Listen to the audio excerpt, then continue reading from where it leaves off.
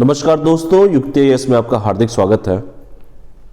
आज है 22 जनवरी और पॉलिटी का जो टेस्ट चल रहा था उसी का एनालिसिस मैं करूंगा। ऑनलाइन टेस्ट सीरीज जो है, सबसे बड़ी बात तो ये है कि 40 क्वेश्चन शायद हो चुके थे आप लोग के, और 40 के आगे जितने भी क्वेश्चन है उसका एनालिसिस मैं आज करूँगा। ऑनलाइन टेस्ट सीरीज है, दोनों मीडियम में, हिंदी और इंग्लिश दोनों मीडियम में मिलेगा आपको। इसमें यूपीएससी, स्टेट पीएससीएस, पीटी मेंस के भी टेस्ट होते हैं। यूपीएससी का, बिहार पीसीएस का, झारखंड पब्लिक सर्विस कमीशन का, आरपीएससी का, UP PCS, MP PCS, Uttarakhand PCS, Chhattisgarh PCS, ये जितना भी लिखा हुआ है सारा टेस्ट अवेलेबल है ऐप पर। और वनडे एग्जाम की अगर तैयारी कोई करता है तो वनडे एग्जाम में जैसे मान लीजिए आप एसएससी की तैयारी करते हैं, या बैंक की तैयारी करते हैं, या रेलवे की तैयारी करते हैं, या यूपी बिहार पुलिस की तैयारी करते हैं, यूपी दरोगा जिसे कहते हैं, बिहार दरोगा, एफसीआई की तैयारी करते हैं, food corporation of India, DRDO, IB, air force, सभी की तैयारी जो कर सकते हैं आप। जो भी टेस्ट पेपर देना है तो आप युक्त आईएएस के वेब सीरीज पर टेस्ट पेपर दे सकते हैं, युक्त आईएएस के ऐप पर। सॉरी, यह देखिए यूपीएससी का प्रीलिम्स का टेस्ट है, 27 जनवरी से स्कॉलरशिप टेस्ट है आपका। 2 तारीख से ये स्टार्ट हो जाएगा। यूपीएससी पीटी टेस्ट सीरीज है, तो जिन लोगों को करना है, टेस्ट देना हो, तो अपना रजिस्ट्रेशन कराएं और टेस्ट दें अपना यूपीएससी का। ठीक है, आगे ये भी है 67 बीपीएससी टेस्ट, जो मेंस का सिलेबस, जैसे मैंने कहा कि बार बार कहता भी हूँ कि मेंस का जो पेपर है, जब क्वालिफाई करेंगे, जब अच्छे मार्क्स आएंगे तभी इंटरव्यू के लिए कॉल किए जाते हैं। वो मेंस का ही नंबर जोड़ता भी है। 2 पेपर होते हैं, जीएस फर्स्ट और जीएस सेकेंड। जीएस फर्स्ट में 100 क्वेश्चन, जीएस सेकेंड में 100 क्वेश्चन, और ऑप्शनल पेपर का पेपर जैसे मान लीजिए हिस्ट्री है, ज्योग्राफी है, पब्लिक एडमिनिस्ट्रेशन है, एलएसडब्ल्यू है, हिंदी लिटरेचर है, 100 क्वेश्चन इससे पूछे जाते हैं। तो ये सब देख लीजिएगा कि ये जो टेस्ट देना है आपको इसी में से टेस्ट दिया जाएगा। ठीक है, चलिए आगे बढ़ते हैं। और 67 बीपीएससी टेस्ट में और देख लीजिए क्या क्या करना है। टोटल 21 टेस्ट होंगे आपके टेस्ट, और जैसे मान लीजिए कोई बिहार पीसीएस का टेस्ट देता है, जैसे यही पॉलिटी का टेस्ट है, तो 7 सब्जेक्टिव टेस्ट होंगे, 13 जो होंगे फुल टेस्ट होंगे। तो ये देख लीजिएगा, 2 साल की वैलिडिटी है, 21 टेस्ट टोटल मिलेंगे, 21 टेस्ट। ठीक है, तो 21 टेस्ट मिलेंगे और अपने टेस्ट की तैयारी कीजिए आप लोग। तो चलिए सबसे पहले चलते हैं, 40 क्वेश्चन तो हो गया था, 41 पे चलते हैं। 41 पे, 41 पे चलते हैं। चलो सबसे पहले 41 बहुत इंपॉर्टेंट, ये है 41।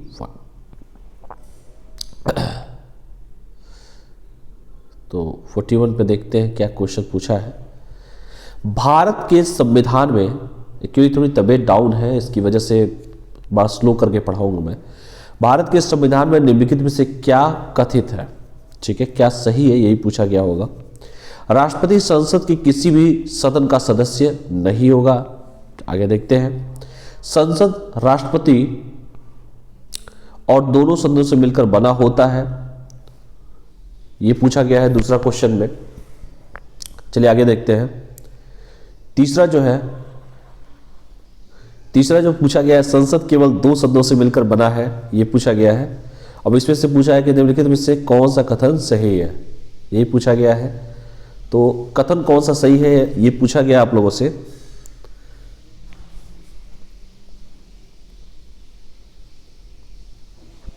कौन सा कथन सही है यही पूछा गया है। तो देखते हैं क्या क्या है इसमें, कौन सा कथन सही है यही पूछा गया है। तो इसका सिंपल सा एक ही क्वेश्चन है कि राष्ट्रपति के बारे में पूछा गया है। चलिए, तो मैं तबीयत डाउन था, इसकी वजह से बड़ा स्लो करना पड़ रहा है मुझे। केवल 2 सही है, बी सही है। क्यों बी सही है, थोड़ा सा जान लेते हैं कि संसद राष्ट्रपति और दोनों सदन से मिलकर बनता है। राष्ट्रपति, पार्लियामेंट जो होता है, राष्ट्रपति और दोनों सदन मतलब लोकसभा और राज्यसभा, लोकसभा राज्यसभा दोनों सदनों से मिलकर संसद जो है, और राष्ट्रपति से मिलकर संसद बनता है। और ये क्वेश्चन कई बार पूछा भी जा चुका है कि संसद कैसे बनता है। तो संसद बनता है लोकसभा, राज्यसभा और राष्ट्रपति। तो अगर मान लीजिए कोई पूछे कि संसद Lok Sabha plus Rajya Sabha plus president, तो हमारा संसद यानी पार्लियामेंट पूरा हो जाता है। ठीक है, तो ये जो है दूसरा जो है वो बिल्कुल सही है। संसद केवल 2 सदनों से मिलकर बनता है, ऐसा कभी हो ही नहीं सकता। राष्ट्रपति संसद के किसी भी सदन का सदस्य नहीं होगा। अरे भैया, कहीं से हो से क्या फर्क पड़ता है, ओनली लोकसभा। चलिए आगे बढ़ाता हूं कैसे। भारत की संसद मतलब पार्लियामेंट भारत देश की विधान पालिका का सर्वोच्च निकाय है। यह द्विसदनीय व्यवस्था है। द्विसदनीय का मतलब दो सदन है, लोकसभा है और राज्यसभा, और Rajya Sabha is greater than Lok Sabha. ठीक है, कमेंट करके बताइएगा राज्यसभा में सदस्यों की संख्या कितनी है और लोकसभा में सदस्यों की संख्या कितनी है। इसे ऊंचा सदन कहा जाता है, इसे नीचा सदन कहा जाता है। यानी उच्च सदन कौन है? राज्यसभा। निम्न सदन कौन है? लोकसभा। जनता का प्रतिनिधित्व कौन करती है? लोकसभा, क्योंकि लोकसभा में जनता सीधे वोट देती है लोकसभा के सदस्यों को। चलिए आगे बढ़ाया जाएगा, ये देखिए। और यह द्विसदनीय व्यवस्था है। भारतीय संसद में राष्ट्रपति तथा दोनों सदनों, मतलब लोगों का सदन जिसे कहते हैं, दोनों सदन यानी कि लोकसभा जो होता है लोगों का सदन होता है, राज्यों की परिषद मतलब राज्यसभा, राज्यों की जो परिषद होते हैं, जैसे राज्यसभा के जो सदस्य होते हैं, राष्ट्रपति के पास संसद के दोनों में से किसी भी सदन को बुलाने या स्थगित करने अथवा लोकसभा को भंग करने की शक्ति है। यह प्रेसिडेंट को पावर दिया गया है। राज्यसभा को उच्च सदन और लोकसभा को निम्न सदन कहा जाता है, परंतु यह केवल व्यवहार में कहा जाता है, लेकिन हकीकत तो कुछ और है, क्योंकि भारतीय संविधान में कहीं भी लोकसभा के लिए निम्न सदन एवं राज्यसभा के लिए उच्च सदन शब्द का प्रयोग नहीं किया गया। व्यवहार में कह दिया जाता है कि भैया राज्यसभा उच्च सदन है, लोकसभा निम्न सदन है, लेकिन व्यवहार में ऐसा नहीं होता है, क्योंकि व्यवहार में जनता का जो सदन जो होता है, लोगों का जो सदन होता है, वो होता है लोकसभा। लोगों का सदन कौन होता है? लोकसभा। ये बताओ धन विधेयक पर चर्चा किस पे होती है? राज्यसभा में कि लोकसभा में? चलिए आगे पढ़ाया जाएगा सब चीजें। इसका जो सही आंसर था, सिर्फ बस ये जानिए कि इसका जो सही आंसर है बी है, क्योंकि संसद राष्ट्रपति, लोकसभा और राज्यसभा से मिलकर बनता है। ठीक है, अगला क्वेश्चन देखते हैं। 42 निम्नलिखित में से विधेयकों में से किसका एक भारतीय संसद के दोनों सदनों द्वारा अलग अलग विशेष बहुमत से पारित होना आवश्यक है? कौन कौन सा भैया? साधारण विधेयक, ऑर्डिनरी बिल, वित्त विधेयक, फाइनेंस बिल, संविधान संशोधन विधेयक, constitution amendment bill, and last जो है धन विधेयक यानी कि मनी बिल। अब बताओ चारों में से किसमें पास होना दोनों सदनों से जरूरी होता है, यानी कि अलग अलग विशेष बहुमत से पारित होना आवश्यक होता है? तो ये होता है संविधान संशोधन विधेयक, कॉन्स्टिट्यूशन अमेंडमेंट बिल 42। क्यों भैया? क्योंकि अनुच्छेद 368 में वर्णित प्रक्रिया के अनुसार संसद मतलब पार्लियामेंट संविधान में नए उपबंध जोड़कर या किसी उपबंध को हटाकर या बदलकर संविधान में संशोधन कर सकती है। इसके साथ ही साथ भारतीय संविधान के अनुच्छेद 368 में संविधान संशोधन की दो प्रक्रियाओं का उल्लेख मिलता है, जैसे संसद के किसी विशिष्ट बहुमत का संशोधन की प्रक्रिया, संसद के किसी विशिष्ट बहुमत राज्य विधान मंडलों के अनुमोदन के संशोधन की प्रक्रिया। तो ये आपको जानना बड़ा जरूरी है, संविधान संशोधन विधेयक। ठीक है, अगला क्वेश्चन देखते हैं।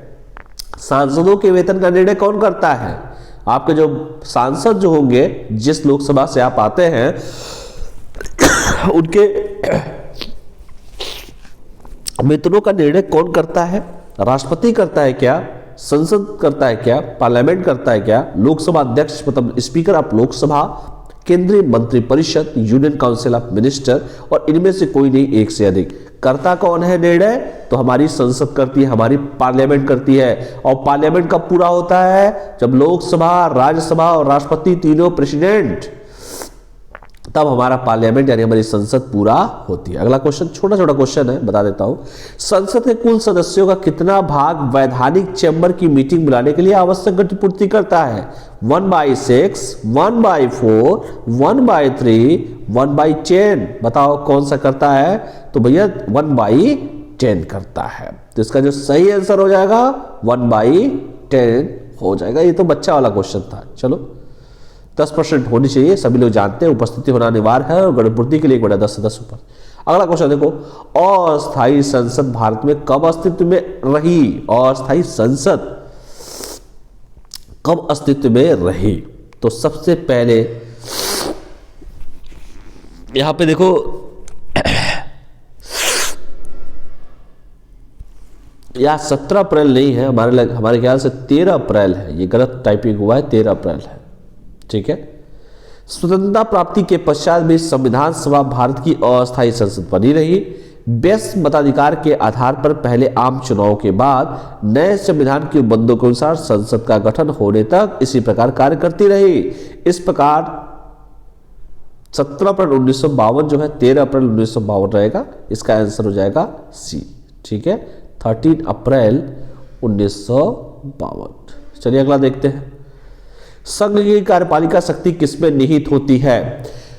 Home is the executive power of union vested. चलिए, प्रधानमंत्री, राष्ट्रपति, मंत्रिपरिषद, संसद, इनमें से कोई नहीं, एक से अधिक। इसका जो सही आंसर है, आंसर इज बी, यानी कि राष्ट्रपति। राष्ट्र के पिता होते हैं राष्ट्रपति। संघ की कार्यपालिका शक्ति राष्ट्रपति में निहित होती है।